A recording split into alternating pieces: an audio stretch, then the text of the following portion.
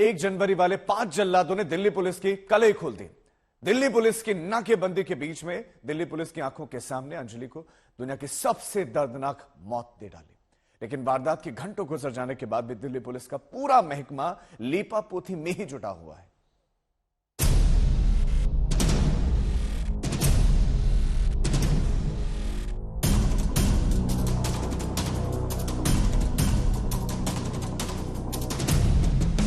देश और दुनिया को झकझोर देने वाले कांड पर दिल्ली की पुलिस ने 24 घंटों के अंदर 2 बार प्रेस वार्ता की। स्पेशल सीपी सागरप्रीत हुड्डा सामने आए। पहली बार करीब 6 मिनट बोले, लेकिन मुद्दे के सवालों पर चुप्पी साधे रहे।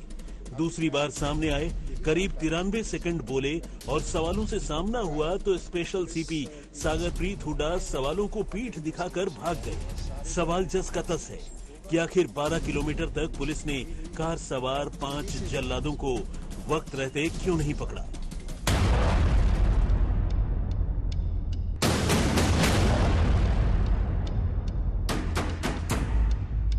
देश के सबसे सनसनीखेज कांड पर दिल्ली पुलिस की 93 सेकंड की शर्मनाक प्रेस वार्ता से क्या निकला, बहुत गौर से सुनिए।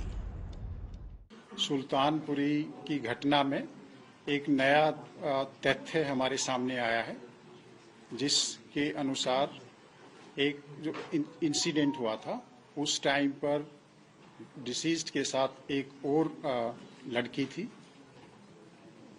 और उसके मुताबिक ये जो घटना घटी है उस टाइम पर वो थी और उसको कोई इंजरी नहीं हुई थी और वो उठकर वहाँ से चली गई थी। और इस मुद्दे में हमने जो भी एफर्ट्स किए हैं कल, उसका परिणाम ये रहा कि अब हमारे पास एक इंसिडेंट की आई विटनेस है और वो पुलिस के साथ कोऑपरेट कर रही है। और इसमें अभी 164 सीआरपीसी के तहत उसकी जो स्टेटमेंट है वो रिकॉर्ड कराई जा रही है। यह दिल्ली पुलिस के लिए इस केस के इन्वेस्टिगेशन में एक सिग्निफिकेंट डेवलपमेंट है और जो एक्यूज्ड हैं उनको एक तरह से सजा दिलाने में हमारे लिए महत्वपूर्ण साबित होगा। असल सवालों से दिल्ली पुलिस भाग रही है। अगर बीते दिन दिल्ली पुलिस ने जो कहा था, यानी दोनों प्रेस वार्ताओं को जोड़ दे, करीब 8 मिनट दिल्ली पुलिस बोली, लेकिन प्रेस वार्ता से कुछ नहीं निकला, यानी नतीजा 0। सवाल पूछा गया, पूछताछ में आरोपियों ने क्या क्या कबूला। दिल्ली पुलिस जवाब देने की बजाय चुप्पी साधे रही। अभी इन्वेस्टिगेशन जारी है। सवाल पूछा गया, आरोपियों पर हल्की धाराएं क्यों? जवाब में फिर वही डरावनी चुप्पी।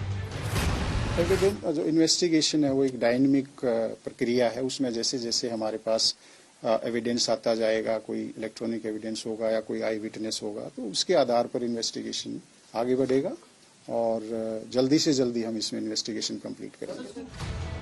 सवाल पूछा गया, 5 आरोपी कहां से आए थे, कहां गए? यहां भी स्पेशल सीपी की जुबान सिली रही। पूरी टाइमलाइन बनाई जाएगी और इसके बाद ही हम एक डेफिनेट कोई व्यू ले पाएंगे कि ये कहाँ से आए थे और कहाँ जा रहे थे, बिकॉज अभी इनकी जो स्टोरी है उसको हमें वेरीफाई करना बाकी है। सवाल पूछा गया कि क्या आरोपी नशे में थे? यहाँ भी ऐसा जवाब दिया जो चुप्पी जैसा ही है। अभी मैंने आपको बताया कि जो बाकी इन्वेस्टिगेशन है उसके बारे में आपको बताएंगे। अभी मैं आपको यही जानकारी शेयर कर सकता हूं कि मेडिकल बोर्ड कॉन्स्टिट्यूट हो चुका है, पुलिस की कस्टडी में है वो, फर्दर इन्वेस्टिगेशन जारी है, सारे पहलुओं पर इन्वेस्टिगेशन होगा। यहाँ आपको ये समझना है कि दिल्ली पुलिस पर उठ रही उंगलियों की वजह क्या है। लापरवाही बरतने वाले अफसरों पर अब तक कार्रवाई क्यों नहीं? 12 किलोमीटर तक कैसे आरोपी अंजलि को कार से घसीटते रहे? पीसीआर कॉल मिलने के बाद भी दिल्ली पुलिस की नींद क्यों नहीं टूटी? आरोपियों से दिल्ली पुलिस की हमदर्दी के पीछे की अंधेर गर्दी क्या है? शुरुआत में दिल्ली पुलिस ने इस मामले में 304A यानी लापरवाही से हुई मौत का मामला दर्ज किया था, लेकिन जब शोर हुआ और लोगों ने अंजलि की बॉडी देखी तो इसके बाद पुलिस ने इस मामले में 304 जोड़ा और उसके बाद पुलिस की थ्योरी आई 36 घंटों बाद कि अंजलि अकेली नहीं बल्कि उसके साथ उसकी एक और दोस्त थी। जाहिर है पुलिस अब इस पूरे मामले को किसी तरीके से निपटाने की कोशिश में जुटी हुई है।